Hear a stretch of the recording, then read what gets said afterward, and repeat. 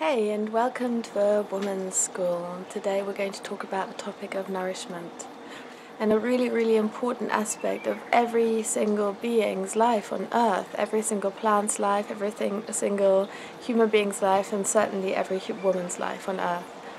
And nourishment is one of these principles that have actually been really disregarded and really dismissed and even utterly destroyed in our current world. So we are living in a world within which destruction and taking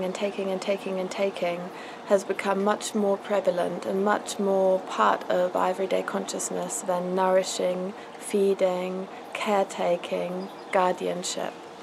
And nourishing and caretaking and guardianship is such an important part of the feminine path. And nourishing is also something that is really important for each and every one of us, and really important for yourself. Nourishment and self-care and taking care of yourself and your soul. And what your soul needs, the nourishment that your soul needs, may be very different to the kinds of menus and ideas and concepts and pathways that have been made available to you in our modern life and in your general society that is around you. And so to free yourself from that and to allow space for the voice of your soul to emerge and to become really clear on what is it that is important for you, what is it that is important for your life, what is it that is important for your soul, can be a really important, a really big journey in today's world for women and for everybody, including for men. So this is why nourishment is so important. And nourishment keeps being an important pillar also in the women's school. And in that topic of nourishment, we also have the topic of the cycles of the soul, the cycles of growth of the soul. And the soul tends to grow in certain cycles that are not entirely predictable. They are also cyclical, so spiraling in nature, like many elements of life are. Many elements of life are working in circles, working in spirals, working in patterns of spiraling and transforming and coming back in a different way to the same point with a different sense of awareness. And the soul works in that kind of a way. The soul grows in cycles of birth and emergence and growth and nourishment and death and transformation. And these are the cycles of the soul, and these cycles of the soul also have very often not been shown a lot of value, acknowledgement or recognition in today's world. So when we go through these cycles of the soul, when we go through these periods of growth in ourselves, if we have not had access to this kind of teaching and these kind of ideas before, we may find that we are not being highly valued, acknowledged and honored in who we are, in our growth processes, and becoming who we're really meant to be in this life. So what that's often about is actually learning to value, honor and acknowledge ourselves, value, honor and acknowledge yourself in your journey and your soul. And that takes a lot of dedication and self-love and confidence, and many of the lessons of self-esteem and self-confidence are inside there. It's a real rites of passage to claim that for yourself and to understand the power of your uniqueness and to understand that you are a unique soul on a unique journey with unique needs, and that these may not always be found in the current paradigm and in the boxes made available to you around you. So for example, you may have grown up with certain school subjects: English, geography, drama, music, religion, all sorts of things like that. What if the topics that are interesting to you, the things that are important for your life, and the elements that your soul wants to learn are not really findable in those subjects at school or in any of the extracurriculum activities that your school provided?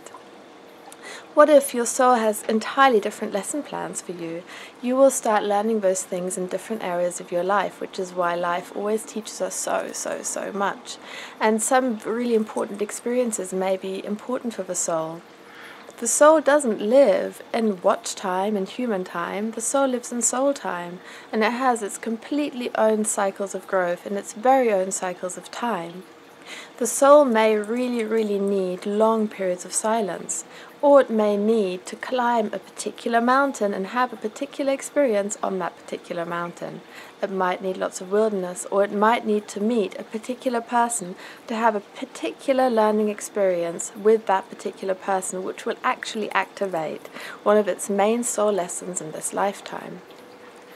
What the soul wants to learn and what the soul needs to understand is very often not very findable in the boxes that society makes available to us from an early age, and the ideas that society makes available to us from an early age, like you can build a house or you can rent a house, you can go to university, you can find a job, you can be heterosexual, homosexual or bisexual, you can be interested in dance or music or skydiving. You know, there's so many different boxes that are very visible and available to us, and for many, many people, those boxes do not fulfill the soul's needs. The soul's needs are often different to the boxes that have been made available to us and that are easily visible to us. And so, actually, what we need to do is go deeper than that. We need to find boxes and we need to find realms and worlds within ourselves that open up to the world that our soul is really about and open us into what our soul really wants to learn. And those places and those lessons and those understandings exist within us. And when we open up those places and those understandings, we actually can open up worlds around us and open up realities in our own environments that maybe were not so visible for us before. People might start coming into our life that exactly correspond to those learnings and those lessons that our soul most needs and wants and yearns for. What's so important about the lessons of the soul, and so pivotal to understand about these cycles of growth, is that they nearly never fit into what our mind thinks should be happening and the kind of time frames that we put on ourselves. Might be much quicker, might be much slower.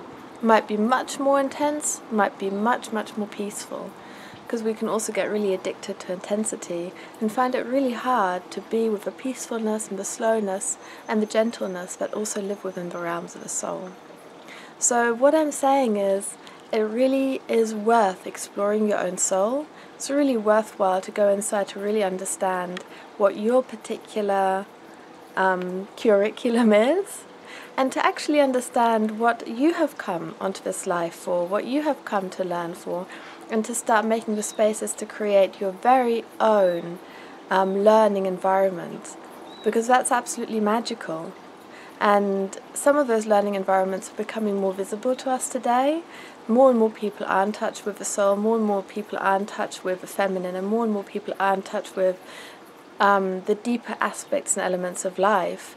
And so there's a wider spectrum available to us and more visible to us. So you may find more and more aspects in life around you available to you that are also important for you.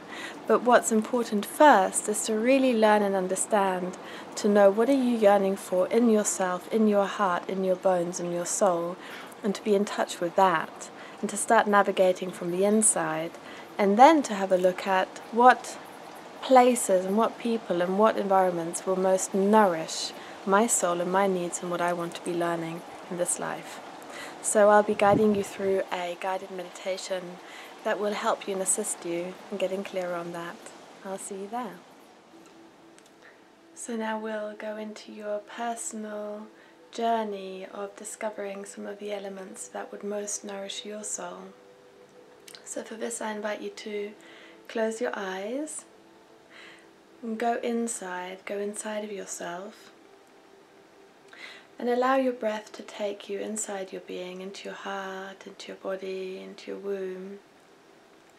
Allow the breath to caress you, to stroke you from the inside, loving you, nourishing you, caring for you from the inside.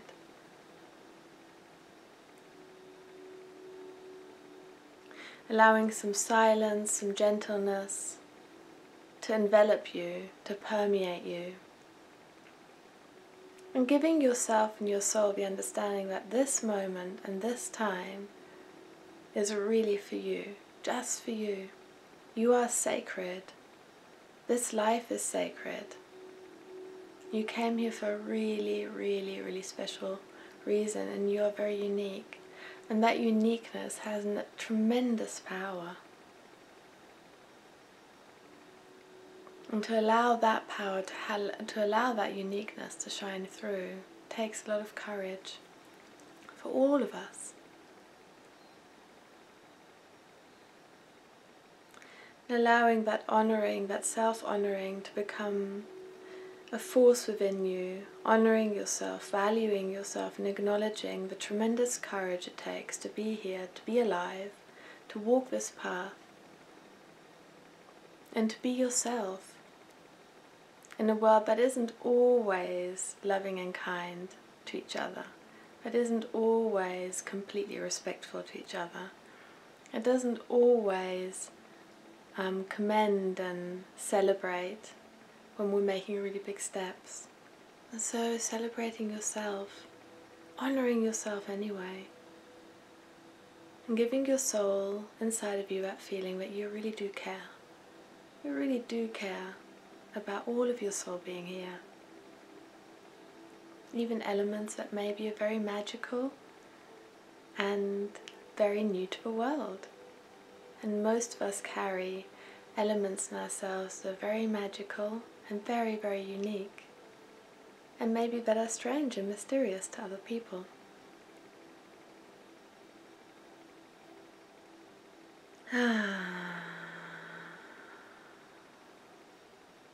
In your heart, starting to allow a space to form where you're consciously welcoming your soul to speak with you.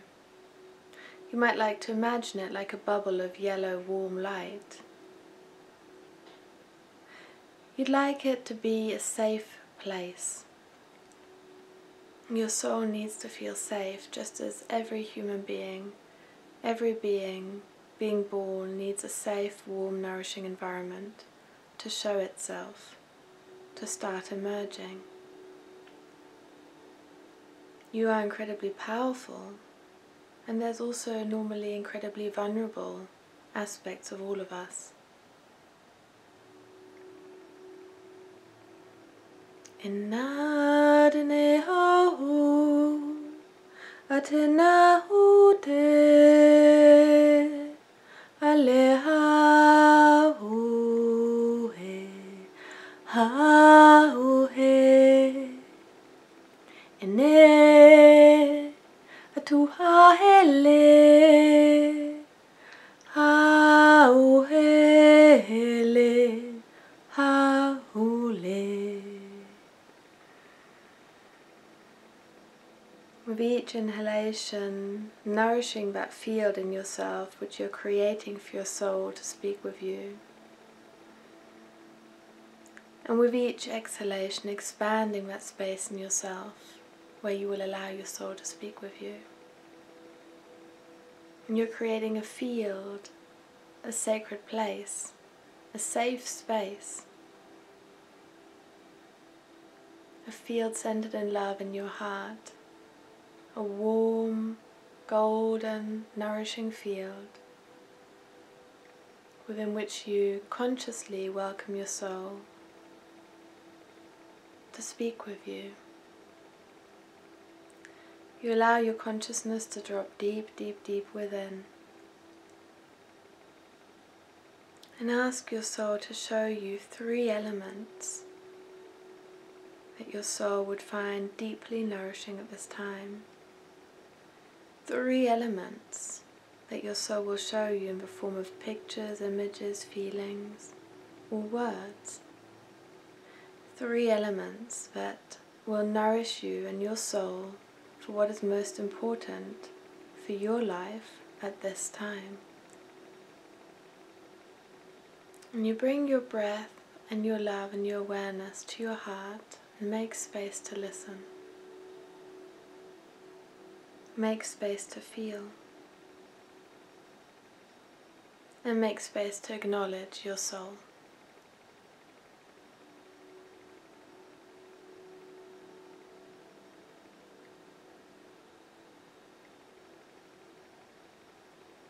And you allow allow that love and peacefulness and silence and awareness to drift into your whole body, including your womb, including your back, your spine, your legs, your arms, your head.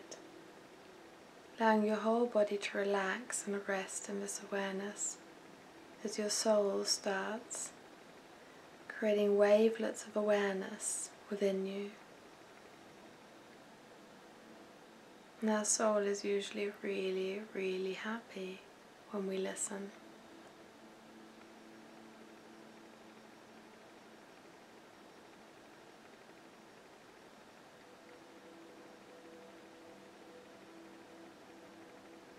And as you have this space available to you now, you can also ask your soul to show you one thing that your soul really loves and has come here to learn, one thing on your curriculum, one thing on your lesson plan, one thing on your menu, one thing to put on your menu list of your life that is really important for your soul loves, and that may have not been visible to you before. Ask your soul to show you, what is one thing on my lesson plan, one thing on my curriculum, one thing that my soul has come here for. Asking your soul to show you that thing, that great love that lives within you, that pulsates within you, that wants to be on your life menu. That's something that you can choose, whether it exists in your outside world or not yet. And bringing breath and acknowledgement and a reverence to that within you that is showing itself.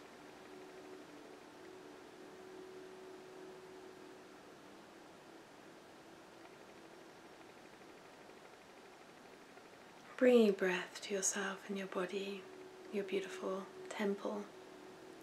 Whenever you're ready, coming out of a meditation, noting these things down, drawing them, placing it in your journal, honoring it. And I hope that you found some really valuable, wonderful wisdom from your soul today.